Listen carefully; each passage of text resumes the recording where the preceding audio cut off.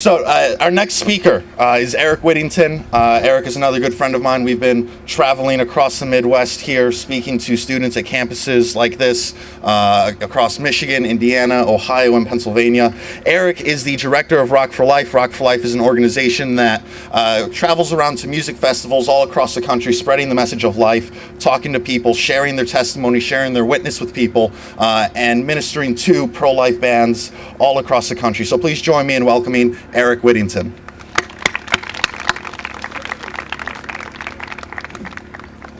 We're good friends, huh? Really? No, just joking.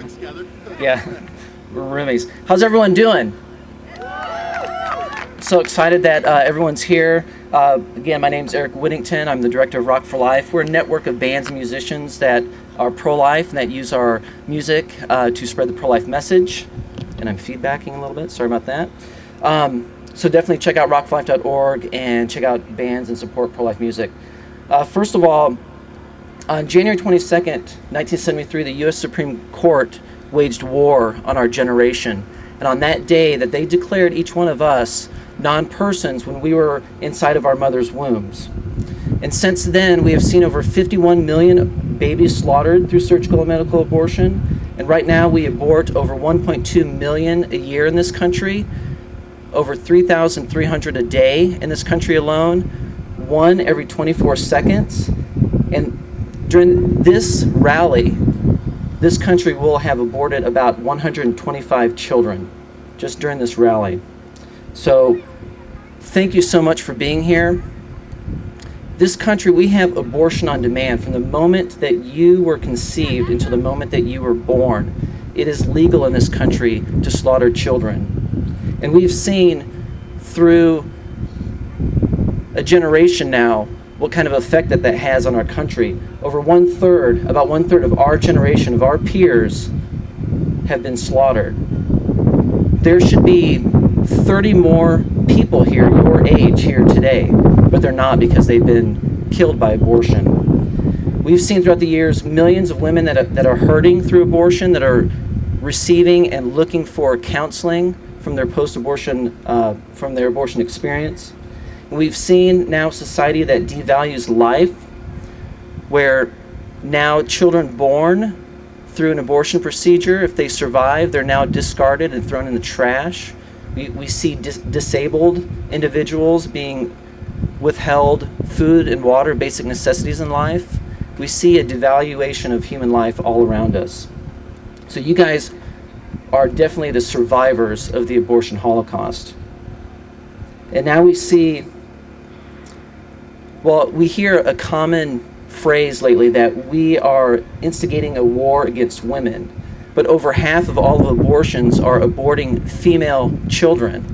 And in China, with the one child per family policy, which Planned Parenthood does not condemn, they abort a majority of their female babies. And in Southeast Asia, what we're seeing now is gendercide, where female babies are aborted because families there want boys. So we're seeing the effects of abortion, our generation is. But things are changing. The pro-abortion side is getting older, and their numbers are decreasing. The pro-life side is getting younger, and we are growing in numbers, and we're procreating. The polls say that a majority of Americans are pro-life, that a majority of Americans believe that most abortions should be illegal, that something is wrong with most abortions. Most Americans now they identify with the term pro-life and not the rhetorical term pro-choice.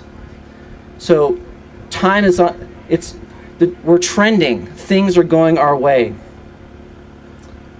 Now it's time to unleash those numbers at the polls on November 6th. Not November 2nd like Michelle Obama thinks it is. November 6th is when we vote. If we unleash those numbers, this can be over. We can now see abortion as what it is, as a crime against humanity, and we can see life being valued in our country. So this is not about a political party or any specific candidate. This is just about human life. If a politician does not respect human life, in its most innocent and smallest form, then he or she, do they deserve to lead us? Do they deserve our vote? They don't deserve mine, and they will not get my vote.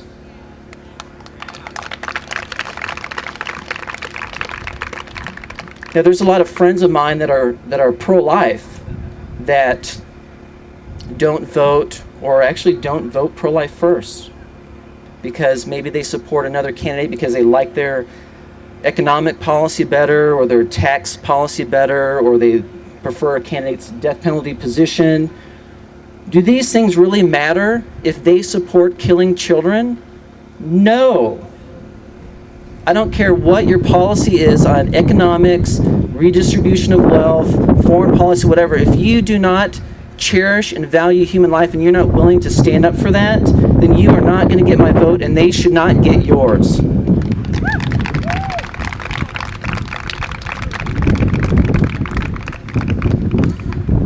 Voting is not the answer.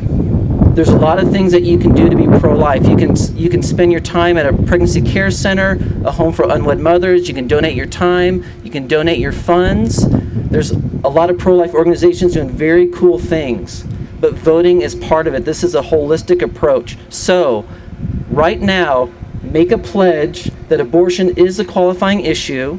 Sign that pledge, register to vote, get your friends and family to make the pledge, get them registered to vote, and on November 6th, again, not November 2nd, I'm making the same joke twice, that's horrible, but go and vote, please. Thank you.